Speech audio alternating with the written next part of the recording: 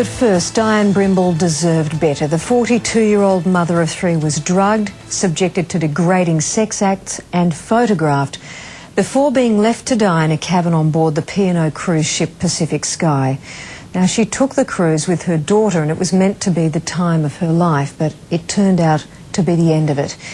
And it's only now, during the inquest, that it's become clear the dead mother was the victim of the date rape drug known as fantasy. Now, 8 men from Adelaide have been named as people of interest in the inquest. It was in their cabin that Diane Brimble's body was discovered, and her death has now raised the question of what really goes on board these cruise ships. So we went undercover to find out and found drugs, sex and uncontrolled binge drinking. It's a report that's bound to grab the attention of authorities, and it should, as Sophie Hull reports.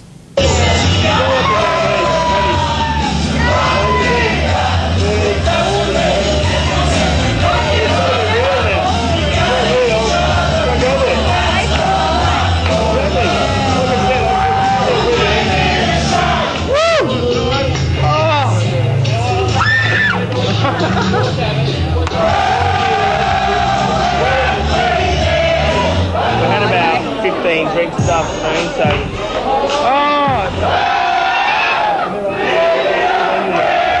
Life on board the Pacific Star. 1,400 guests, 500 staff and 13 days of drugs, drinking and debauchery on the high seas. What was it like? Debauched. Totally out of control behaviour, drunken behaviour, totally irresponsible.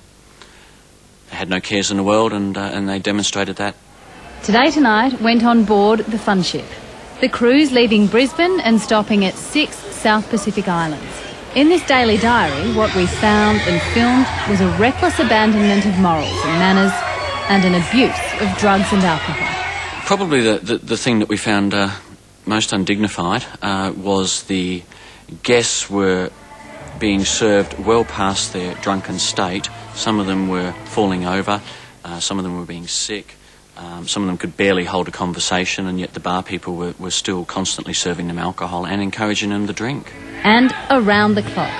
It's 6 a.m. in the morning, and some of these people have been drinking for over 35 hours, with no plans of stopping or slowing down.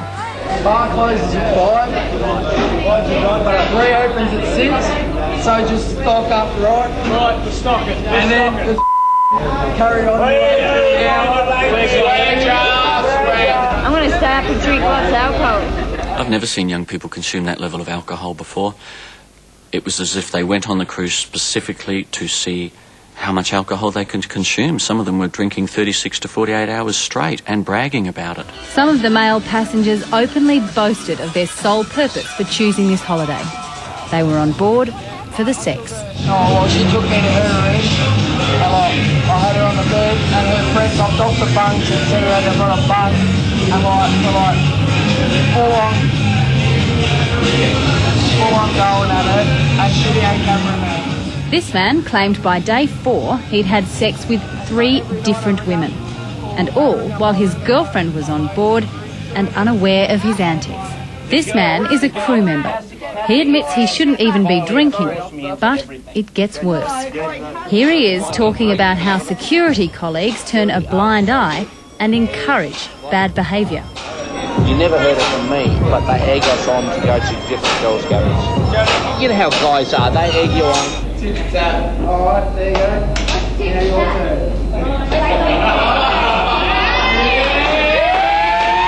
The women on board are just as brash about their views of on-board casual acquaintances. Do you think that's what people were intending as they boarded the ship? Absolutely. They were going on board to have as much sex as possible. They bragged about it. They were going on board to get as drunk as possible and to run amok. This was the environment to do it in, and they knew that. Was there any discouragement for that kind of behaviour on board? No, not at all. No, the crew were encouraging people to drink as much as possible. There was no responsible management of alcohol consumption whatsoever. Security was standing by, watching people falling over, watching girls falling over that were totally drunk and obviously needed helping to their room. They shouldn't have been allowed to drink anymore, and no one was stopping them. I look back and I think it was a little bit like a floating brothel where a lot of the male passengers, including the crew, mostly security guards, saw it as women as fair game. Diane Rossi thought her cruising holiday would be the trip of a lifetime. She boarded the Fair Star in search of sun, socialising and celebration. The reality was a far sleazier picture. There was a lot of alcohol, there was a lot of reckless behaviour, and I often wondered whether the women were subject to sexual coercion. It did ruin the sense of fun. We deliberately didn't drink.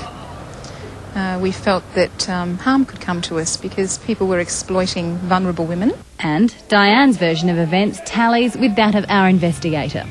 The crew not only knew what was going on, they were part of it. It was not uncommon to see crew in and out of women's cabins. And how did you feel about that? Oh, it was revolting, it was disgusting. It was like, where's the duty of care? There was no duty of care. It was a free-for-all. Do you think that's what women go on these ships for? No, I don't think so at all. I think women have completely different expectations when they go on board. They want to have a good time, they want to party. If you call sleeping between 3 o'clock and 6 o'clock every night, relaxing, and then we'd go ashore and we'd come back and go to sleep in the afternoon because we just couldn't sleep at night. Just loud thumping music till 3 o'clock in the morning. Mark Milne also found if you were on board the ship for anything other than drinking and sex, you needn't have bothered. His recent experience on a P&O cruise left him feeling exhausted and shortchanged. We paid good money for a nice holiday, and we basically had 10 sleepless nights, and no one could care less. And it didn't stop when the ship berthed. At one port, our cab driver doubled as a drug dealer. Have a look at this here, bro.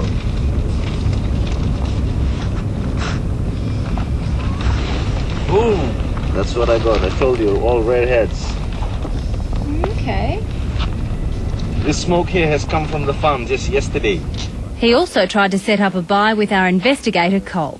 20 ecstasy tablets for $540.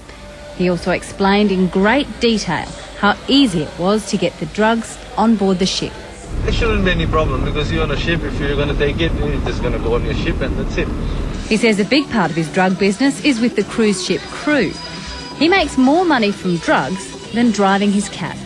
If a ship like that comes, if you have a contact, like you said, like you have a contact with the crew, and then like if the crew buys the whole lot, then that's good, you can make good business.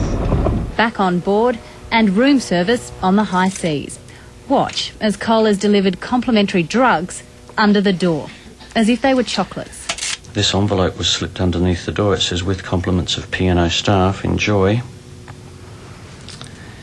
We've been inquiring about the availability of drugs on board this vessel. Opening up this envelope.